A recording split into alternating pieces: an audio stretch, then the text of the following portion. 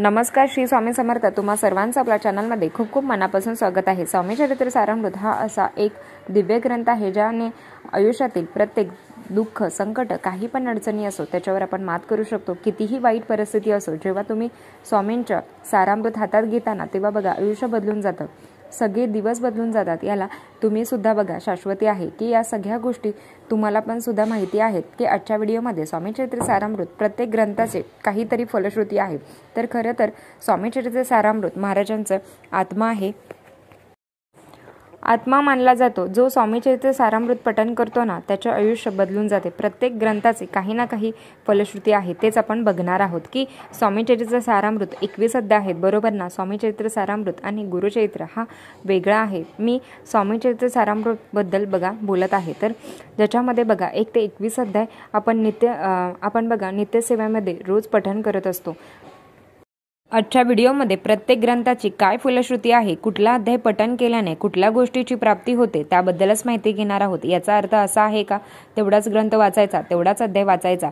जर बघा प्रत्येक अध्यायाची आपल्या मनुष्याच्या पण आयुष्यामध्ये प्रत्येक ग्रंथाची फलश्रुती आपल्या संदर्भातच आहे. अरे बाबा, हे जे आहे अध्याय आहेत ते माझ्यासाठी महाराजांनी बनवलेले आहेत. मी जेव्हा हा पठण करेल तेव्हा माझ्या पण समस्या अडचणी नक्की दूर होतील. मी तुम्हाला सांगेल की तेव्हा बघा तुम्हाला जाणवेल. म्हणून बघा स्वामी चरित्र सारामृत सगळा पठण केला तर काय होईल, तर बघा याचा विचार केला आहे का? तर आपण बघूया प्रत्येक अध्यायाची काय फलश्रुती आहे, प्रत्येक अध्याय पठण केल्यानंतर आपल्याला काय अनुभव येणार आहे आणि कुठली फलप्राप्ती होणार आहे. सगळ्यात पहिलं स्वामी चरित्र सारामृत अध्याय पहिला पठण केल्यानंतर घरातले शुभ कार्य निर्विघ्नपणे पार पडतं. तर गणपती बाप्पांचे त्याच्यातच नामस्मरण आहे. अध्याय दुसरा पठण केल्याने प्रवास सुखकर होतो. आणि बघा अध्याय तिसरा पठण केल्याने शासकीय कामकाज लवकर पूर्ण होते. अध्याय चौथा पठण केल्याने घरात बघा अन्नधान्याची कधीही कमतरता पडत नाही. अध्याय पाचवा पठण केल्याने गुरुबळ घट्ट होतं. आणि अध्याय 6वा पठण केल्याने संपत्तीचा गर्व आहे तो थोडासा बघा कमी होतं आणि घरात बघा चोरी होत नाही असं म्हणतात. तर अध्याय 7वा पठण केल्याने सद्गुरूंची प्राप्ती होते. अध्याय 8वा पठण केल्याने तर बघा संबंध बाधा नाहीशी होते. अध्याय 9वा पठण केल्याने अंगी दानशूरपणा येतो. 10वा अध्याय पठण केल्याने संतती प्राप्त होते. 11वा अध्याय पठण केल्याने गुरुकृपा घडेल. 12वा अध्याय पठण केल्याने गुरुसेवेत कुठलंही विघ्न येत नाही. 13वा अध्याय पठण केल्याने चित्त शुद्ध होते. 14वा अध्याय पठण केल्याने श्री स्वामी समर्थ या नावातच जप व फलप्राप्ती होते असं म्हटलं गेलं आहे. 15वा अध्याय पठण केल्याने आपले दारिद्र्य दूर होते आणि संपत्तीची प्राप्ती होते. 16वा अध्याय पठण केल्याने गुरुवर श्रद्धा अखंड राहते आणि आपल्या व्यवसायात प्रगती होते, कारण त्यांनी तो एक नवस केला होता. 17वा अध्याय पठण केल्याने गुरुभक्ती उत्तम होते. या आपल्यावर सुद्धा बघा गुरुकृपा प्राप्त होते. 18वा अध्याय पठण केल्याने लहान वयातच मनुष्य हा सन्मान व्हायला लागतो, चांगल्या मार्गात लागतो. 19वा अध्याय पठण केल्याने योग्य भ्यासात आपली प्रगती होते. 20वा अध्याय पठण केल्याने आपले जे काही बघा धर्म भेदभाव आहेत तर ते दूर होतात आणि अध्यात्मकमध्ये ज्ञानाची प्राप्ती होते आणि आपलं मार्गदर्शन पण चांगलं मिळतं. 21वा अध्याय पठण केल्याने संकटातून सुटका होते. एवढे बघा सगळे अध्यायाची फलश्रुती 21मध्ये एवढी सगळी दडलेली आहे. जर बघा मी तोच अध्याय वाचला तर असं करण्यापेक्षा दररोज नित्यनेमाने स्वामी चरित्र सारामृत 3 अध्याय वाचले तर 7 अध्याय वाचले तर आता बघा 21 अध्याय पठण करून एवढे बघा ज्ञानप्राप्ती अमृत मिळत असेल तर का नको करायला, का नको वाचायला? पण त्याबरोबर बघा कालभैरव अष्टकम पठण करावं. 11 माळी बघा तुम्ही जप न चुकता दररोज. आपण बाहेर जायला विसरतो का? नाही ना. दररोज बघा आपण मोबाईल बघायला विसरतो का? नाही ना. दररोज स्वामी चरित्र सारामृत बरोबर 1 माळ करायला का विसरता? आपण बघा 11 माळी करायला का विसरतो? खरं तर 11 माळी केलं पाहिजे. नाही जमत तर बघा नामस्मरण करू शकता. स्वामी चरित्र सारामृत बरोबर या सगळ्या गोष्टी पठण करता. कालभैरव अष्टकम असो, श्री सूक्त असो, 11 माळी मंत्र जप असो, का नाही होणार? किती साधं गोष्ट आहे. स्वामी चरित्र सारामृत ज्ञानरूपी प्राप्त झालेला आपल्या मनुष्य जातीला हा ग्रंथ भेटलेला आहे याचे तुम्ही मनन चिंतन करत असाल तर खरंच तुम्हाला सांगते की किती पण तुम्ही बघा संकटात असाल, किती पण तुम्ही त्रासात असाल, तर महाराजांचे स्वामी चरित्र सारामृत हातात घ्या आणि बघा सेवेला सुरुवात करा. कितीही दुःखात असाल त्याचा विचार करण्यापेक्षा तर तुम्ही सेवा वाढवली तर